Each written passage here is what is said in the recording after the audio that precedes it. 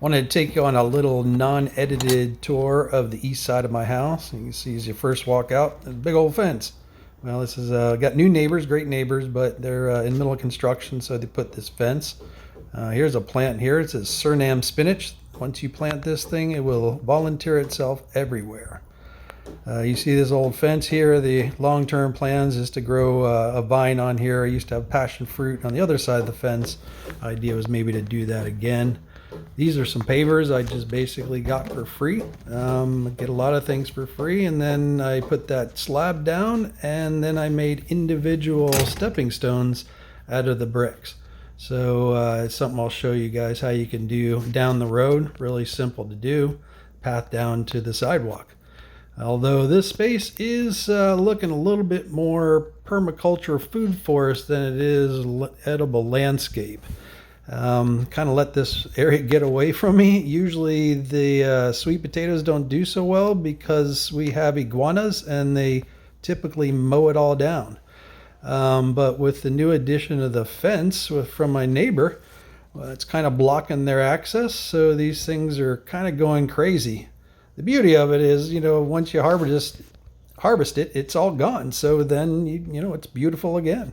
It's kind of beautiful on its own. So I haven't planted, the tubers are probably, coming up in this area right here where I put in all the slips originally underneath this Barbados cherry and all pretty much along these beds. Like I said, this fence back there is blocking the iguanas from getting to it. Here's my new jackfruit. This is a Zane jackfruit. I just planted this about a year ago. I've topped it a little bit here and there. I want it to go kind of crazy, but this will be my big overstory tree. So this is this tree here, and this Barbados cherry will be understory, and then the jackfruit will go above and be an overstory plant. You see where I've made some of these cuts. But it's flushing out. This rain is driving everything, so it's great, but you got to keep things in control. So we'll see how this develops, but it's growing nicely, and I probably get some fruit maybe next year. Next to it on the right hand side is a cherry of the Rio Grande. This has flowered once, but has never provided me any fruit. I'm hoping maybe next year, not since it flowered this year for the first time. I do need to trim this back a little bit. The fruit flowers on the new growth, so really doesn't hurt the tree as far as production if you trim it back here and there. Here is a dead papaya. This was a Hawaiian solo papaya. It was a sunrise solo papaya.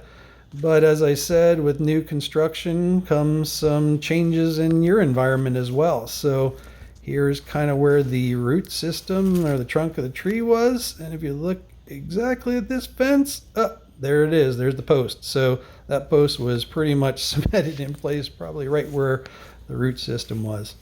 Well, I have this other papaya on the other side. This is more of a Mexican red lady papaya. It's good as well, but I really like the Hawaiian. So we'll have to replant that one with some seeds I have and let it come up again. Beauty papaya is only takes, about 8 months and you got a whole bunch of fruit. This is pink guava. This thing's going crazy again with the rain. Guava's all over it. This is a pink inside, kind of light pink, and with a yellow when it's fully ripened. You see, I bag them. I ran out of bags. I bought some more, but because there's fruit coming in everywhere. You really don't have to bag it till about halfway to maturity, but you do need to bag it. You'll get the Caribbean fly worms in that if you do not bag it, for sure. Underneath it, I have growing Okinawan spinach. It's a huge patch. It actually used to go all the way around, but now it's only half because it's been eaten. So this is another plant, if you will, where I propagate off of it. I don't eat as much off of this one because it is on the street, and you never know what dog relieved itself on it. So I kind of pass on that. This here is the Jamaican strawberry. This thing grows crazy. I just trimmed this back probably about 3 weeks ago, and it's flushed out again and just keeps going. I've actually moved this tree from up the top area where I'll show you where I have a groomy chama. Okay, this is the one edit. When I was doing some B-roll, I couldn't resist because, so to speak, a B-roll I was getting, and all of a sudden a bee jumped into frame. So I had to frame them, film them and put it into this little segment. So this is my one little edit, but hey, you can't resist a bee. So going back up to the front of the house and back up the path, I'll point out a couple of our cosmetic plants, if you will. Going up the steps here, on the left-hand side is your traditional, big palms there. This one is the original palm that was here on the property. This is your typical Robolini palm. They're all over Florida. This thing's about 30 feet tall, though. I guarantee this is probably from the original time the house was built and somewhere in the neighborhood of 60 years old. So, well, it's going and it's going, it's going. So we'll leave it, and hopefully it continues to go. Some of the other culprits of this sweet potato is this pot right here.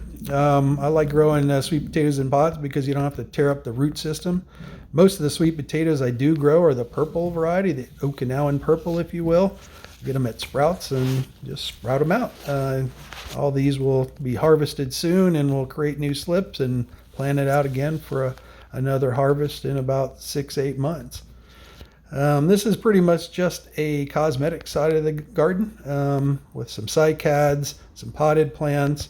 This one, I'm not sure what it's called. The lady I got the cutting from said that it was a bush type plumeria. I'm not sure that's the actual technical term, but it does have a plumeria type flower on it. Quite pretty. So we're going to keep that in the pot for now and maybe plant it out in the upper garden later. I keep the upper garden as pretty much a cosmetic garden.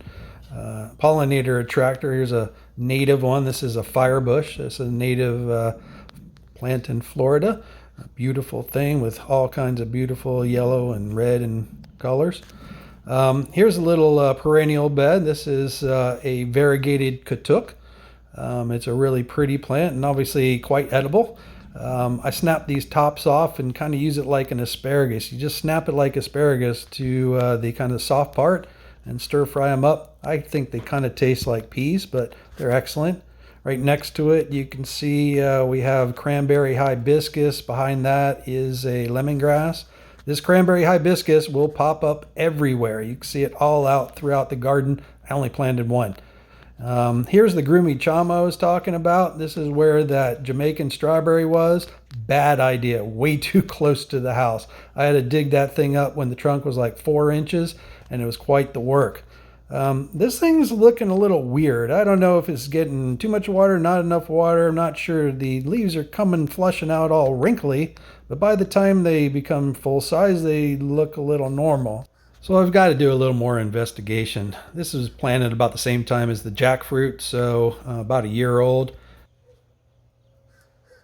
On the other side here, we have some in-ground. Here's a pot with a combo of a ever-bearing mulberry and a fig. See, this one's got some mulberries. This stuff is so easy to propagate. Literally just stick it in the ground. Speaking of figs, I've moved these figs about 5 times. They were in a pot, they were in the ground, they were in a pot. Now they're in the ground again. This is a Olympia and a Magnolia fig. Not exactly the best figs for Florida. Got them for the big box stores. But, it's got a fig on it. I'm not sure which one of which because it was in a pot all intertwined. But we'll see once it ripens out, and I'll be able to figure out which one it is.